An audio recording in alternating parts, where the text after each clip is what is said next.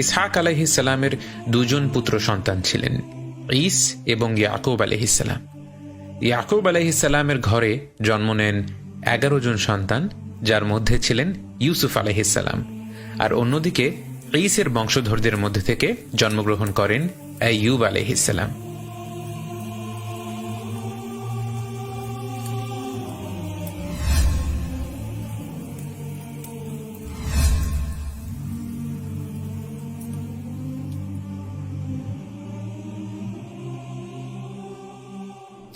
আল্লাহ সুবহানাহু ওয়া তাআলা যখন আইয়ুব আলাইহিসসালামকে তার নবী হিসেবে বেছে নেন, তিনি হেব্রন শহরে আল্লাহর বাণী প্রচার করা শুরু করলেন, আরবি ভাষায় যা হাওরান নামে পরিচিত। আইয়ুব আলাইহিসসালামের নাম উল্লেখ করলেই আমাদের মনে যে শব্দটি আসে তা হল সবর, ধৈর্য ধারণ করা। অথচ তার জীবনের শুরুটা এমন ছিল যে তার জন্য সবরের চেয়ে শুকর অর্থাৎ শুকরিয়া আদায় করাটাই বেশি প্রাসঙ্গিক ছিল। আইয়ুব আলাইহিসসালাম অঢেল সম্পদের মালিক ছিলেন। জমি জমা, ক্ষেত খামার, গবাদি পশু থেকে শুরু করে সে সময়ে ধন সম্পদ বলতে যা বোঝাতো সব কিছুই তার ছিল। সেই সাথে তিনি ছিলেন অত্যন্ত সুদর্শন একজন ব্যক্তি এবং তার স্ত্রী ছিলেন ইউসুফ আলাইহিসসালামের বংশধরদের মধ্যে থেকে একজন পুণ্যবান নারী, যার সাথে তার ছিল অত্যন্ত ভালোবাসাপূর্ণ সম্পর্ক। আল্লাহ তাদের অনেক অনেক সন্তান সন্ততিও দান করেছিলেন, কিন্তু আল্লাহর এত নেয়ামত কখনো তার অন্তরে দাম্ভিকতা সৃষ্টি করেনি, বরং তিনি ছিলেন আল্লাহর প্রতি সদা কৃতজ্ঞ একজন বান্দা। তিনি ছিলেন অত্যন্ত দানশীল একজন মানুষ। যে কোনো ব্যক্তি যদি তার কাছে কিছু সাহায্যের জন্য আসতেন, তিনি তাদের কোনো না কোনোভাবে সাহায্য করতেন, এবং তিনি যত বেশি মানুষের সাহায্য করতেন, যত বেশি মন খুলে দান সাদাকা করতেন, আল্লাহ ততই তার সম্পদগুলো বৃদ্ধি করতে লাগলেন এবং তত বেশি তার নিয়ামত দিয়ে তার নবীকে সমৃদ্ধ করতে থাকলেন। ইমাম ইবনে কাসির রাহিমাহুল্লাহ তার কাসাসুল আম্বিয়া গ্রন্থে উল্লেখ করেন, আইয়ুব আলাইহিসসালামের ন্যায়পরায়ণতা ইবলিসের মনে এক অসম্ভব হিংসা তৈরি করে। সে যত কৌশলেই আইয়ুব আলাইহিসসালামকে পথভ্রষ্ট করার চেষ্টা করে, কোনোটাই কাজে দেয় না, বরং আইয়ুব আলাইহিসসালাম সব দিক থেকেই উত্তমভাবে আল্লাহর ইবাদত করতে থাকেন। ইবলিস আর কোনো উপায় না পেয়ে স্বয়ং আল্লাহর কাছেই দোয়া করে বলে, আল্লাহ, আপনার এই বান্দা আপনার প্রতি শুধু এ কারণেই কৃতজ্ঞ কারণ আপনি তাকে এত এত দুনিয়াবী নিয়ামত দিয়েছেন। আপনি যদি তার ধন সম্পদ, সন্তান সন্ততি নিয়ে নেন, তাহলে সে আপনার ইবাদত বন্দেগী করা বন্ধ করে দেবে। আল্লাহ সুবহানাহু ওয়া তাআলা হচ্ছেন আল আলিম। তিনি তো স্বয়ং আইয়ুব আলাইহিসসালামের চেয়েও ভালো জানতেন যে তিনি তাকে অজস্র নেয়ামতে আবরণ করে রাখলে আইয়ুব আলাইহিসসালাম কেমন করে ইবাদত করবেন, আর তার কাছ থেকে সব নেয়ামত নিয়ে নিলেও তিনি কেমন করে আল্লাহর ইবাদত করবেন। তিনি ইবলিসের দোয়ার উত্তরে আইয়ুব আলাইহিসসালামকে এক কঠিন পরীক্ষার সম্মুখীন করলেন। এই পর্যায়ে আবারও উল্লেখ করা ভালো, আমরা এই সিরিজের আগেও বলেছিলাম, ইবনে কাসির সহ অন্যান্য ঐতিহাসিকরা নবী রাসূলদের জীবনী নিয়ে যেসব আলোচনা করেছেন তার অনেক খুঁটিনাটি বিষয় আহলে কিতাবদের গ্রন্থগুলো থেকে নেয়া। অনেক ওলামাদের মতে আহলে কিতাবদের গ্রন্থ থেকে আমরা এমন বর্ণনা নিতে পারি যা কোরআন ও হাদিসের সাথে সাংঘর্ষিক নয়। আল্লাহ যে আইয়ুব আলাইহিসসালামকে পরীক্ষা করার সিদ্ধান্ত নিয়েছিলেন এ ব্যাপারে কোনো সন্দেহ নেই, কারণ তা পবিত্র কোরআনে এসেছে। কিন্তু এর বিস্তারিত বর্ণনাগুলো আসে আহলে কিতাবদের বক্তব্য থেকে, এবং যদিও এই বর্ণনাগুলো কোরআন ও সুন্নাহর সাথে সাংঘর্ষিক নয়, এই বর্ণনাগুলোকে আমরা একেবারে কোরআন ও হাদিসের মতো নির্ভুল মনে করব না, বরং ধরে নিব ঘটনাগুলো হয়তো এমনটা হয়ে থাকতে পারে। ওয়াল্লাহু আ'লাম। আল্লাহ সুবহানাহু ওয়া তাআলা আইয়ুব আলাইহিসসালামের সামনে প্রথম যে পরীক্ষাটি দিলেন তা হলো সম্পদের পরীক্ষা। আল্লাহর অনুমতিতে আইয়ুব আলাইহিসসালামের যে বিরাট সম্পত্তি ছিল, জমি জমা, হাজার হাজার গবাদি পশু, বিরাট ধনভাণ্ডার, সব কিছু ধ্বংস হয়ে গেল।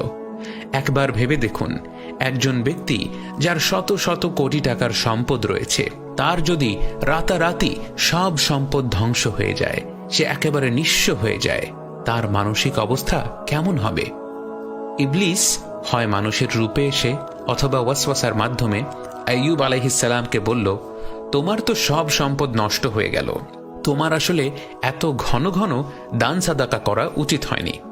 এত বেশি দান সাদাকা না করলে অন্তত সেই পরিমাণ অর্থ সম্পদ কিন্তু তোমার আজ রয়ে যেত। কিন্তু আইয়ুব আলাইহিসসালাম এসব কথাকে উপেক্ষা করে বললেন, আল্লাহ আমার কাছ থেকে যা নিয়েছেন তা তো তারই ছিল। আমাকে তো স্রেফ কিছুদিনের জন্য তা দেখে শুনে রাখার দায়িত্ব দেয়া হয়েছিল। আল্লাহ যখন যাকে খুশি দেন এবং যখন যার কাছ থেকে খুশি নিয়ে নেন। এই বলে আইয়ুব আলাইহিসসালাম তার ইবাদত আরো বাড়িয়ে দিলেন। কিন্তু তার পরীক্ষা এখানেই থামল না। একদিন আইয়ুব আলাইহিসসালাম হঠাৎ করে খবর পেলেন তার সব সন্তানেরা একটি ঘরে ছিল এবং সেই ঘর ভূমিকম্পে ধসে গিয়েছে। একজন নয়, দুজন নয়, বরং তার সব সন্তান সেই দুর্ঘটনায় ইন্তেকাল করে। একটি সন্তান মারা যাওয়ার কষ্ট কতটা তীব্র তা শুধুমাত্র একজন মা ও বাবা জানেন। প্রাপ্তবয়স্ক সন্তান তো বটেই, যে মায়ের সন্তান জন্মের আগেই পেটে থাকা অবস্থায় মারা যায়, সে মাকে জিজ্ঞেস করলে দেখা যাবে তিনি তার সেই জন্ম না হওয়া সন্তানকেও কখনো ভুলতে পারেন না। সেখানে একজন নয়, দুজন নয়, সব কজন সন্তান একই দুর্ঘটনায় মারা যাওয়া, এটা কি কোনো বাবা মায়ের পক্ষে সহ্য করা সম্ভব?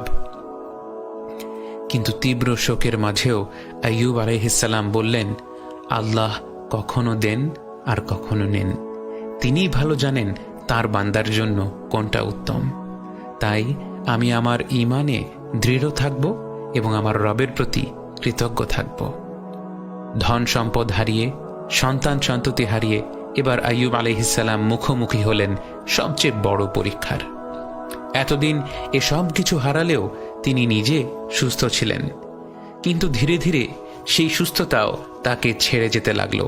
তিনি ক্রমশ দুর্বল হয়ে পড়তে লাগলেন এবং তার দেহে নানা ধরনের রোগ ব্যাধি দেখা দিতে লাগলো। এ পর্যায়ে সমাজের মানুষের মধ্যেও কথা ছড়াতে লাগলো যে আল্লাহর এত ভালো একজন বান্দা, যে সবসময় ইবাদতে মশগুল থাকত, তার জীবনে একের পর এক এত বড় বড় বিপদ আসছে। নিশ্চয়ই সে গোপনে এমন কোনো ঘৃণিত পাপ করেছে যার কারণে আল্লাহ তাকে শাস্তি দিচ্ছেন। তার রোগবালাইয়ের কারণে সমাজের মানুষেরা তার থেকে দূরে থাকতে লাগলো। এবং মনে রাখা ভালো যে সেই মানুষেরাই যখন সাহায্যের জন্যে তার কাছে হাত পেতেছিল, তিনি কখনো তাদের ফিরিয়ে দেননি, বরং কোনো না কোনোভাবে তাদের সাহায্য করে গিয়েছিলেন। অথচ আইয়ুব আলাইহিসসালামের দুঃসময়ে তারাই তাকে দোষারোপ করতে লাগলো এবং তার থেকে দূরে সরে গেল। এবং এই পুরো সময়টা জুড়ে শুধু একজন ব্যক্তিই ছিলেন যিনি তার পাশে ছিলেন এবং তাকে সহায়তা করে গিয়েছিলেন, এবং তিনি ছিলেন তার স্ত্রী। আইয়ুব আলাইহিসসালামের অসুস্থতা যখন এত বেশি হয়ে পড়ল যে তিনি একেবারে শয্যাশায়ী হয়ে পড়লেন, সেই অবস্থাতেও তার স্ত্রী তার দেখাশোনা করতে লাগলেন। এভাবে মাস গড়িয়ে বছর পার হয়ে গেল, অবস্থার কোনো উন্নতি হলো না। বছরের পর বছর পার হয়ে যাওয়ার পর একদিন আইয়ুব আলাইহিসসালামের স্ত্রী তাদের এত কষ্ট সহ্য না করতে পেরে তার সামনে কেঁদে ফেললেন এবং বললেন, আর কতদিন তুমি তোমার রবের পক্ষ থেকে এই কষ্ট সহ্য করে যাবে? তুমি আল্লাহর কাছে এই কষ্ট সরিয়ে নেয়ার জন্য দোয়া করছো না কেন? আইয়ুব আলাইহিসসালাম বললেন, বলতো আমি কত বছর সুস্বাস্থ্য আর ধন সম্পদ উপভোগ করেছি? তার স্ত্রী বললেন, 80 বছর। আর আমি কতদিন ধরে এভাবে কষ্ট পাচ্ছি? তিনি বললেন, 7 বছর। আইয়ুব আলাইহিসসালাম বললেন, তাহলে আমি আল্লাহর কাছে এই কষ্ট থেকে মুক্তি পাওয়ার দোয়া করতে পারি না। আমি যতদিন তার নিয়ামত উপভোগ করেছি ততদিন তার পরীক্ষার সম্মুখীন হইনি। এবং এই বলতে বলতে তিনি তার স্ত্রীর সাথে রাগ করে বসলেন এবং এরপর তিনি আল্লাহ সুবহানাহু ওয়া তাআলার দিকে ফিরে বললেন,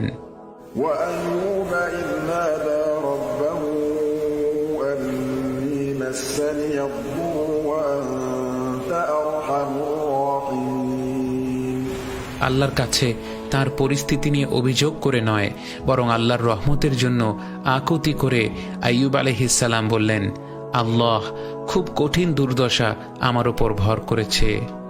আপনি তো আরহামুর রাহিমিন, সবচেয়ে বেশি দয়াবান। এবং আইয়ুব আলাইহিসসালামের এই আকুতি শোনা মাত্রই তার প্রিয় রব তার ডাকে সাড়া দিলেন এবং তাকে ওয়াহী নাজিল করে আদেশ করলেন তিনি যেন একটা নির্দিষ্ট জায়গায় পা দিয়ে বাড়ি দেন, এবং তিনি সে আদেশ পালন করা মাত্র সেখান থেকে শীতল পানি বের হয়ে আসলো। সে পানি তিনি পান করা মাত্র তার সব রোগ দূর হয়ে গেল এবং তিনি দেখতে আগের মতো সুদর্শন হয়ে গেলেন। সারাদিন কাজ করে ক্লান্ত হয়ে আইয়ুব আলাইহিসসালামের স্ত্রী যখন ঘরে ফিরলেন, তিনি প্রথমে বুঝতেই পারলেন না তার ঘরে এই ব্যক্তিটি কে। যখন বুঝতে পারলেন যে তার স্বামী সেরে গিয়েছেন, তিনি দৌড়ে গিয়ে তাকে জড়িয়ে ধরলেন এবং আল্লাহর কাছে কৃতজ্ঞতা প্রকাশ করলেন।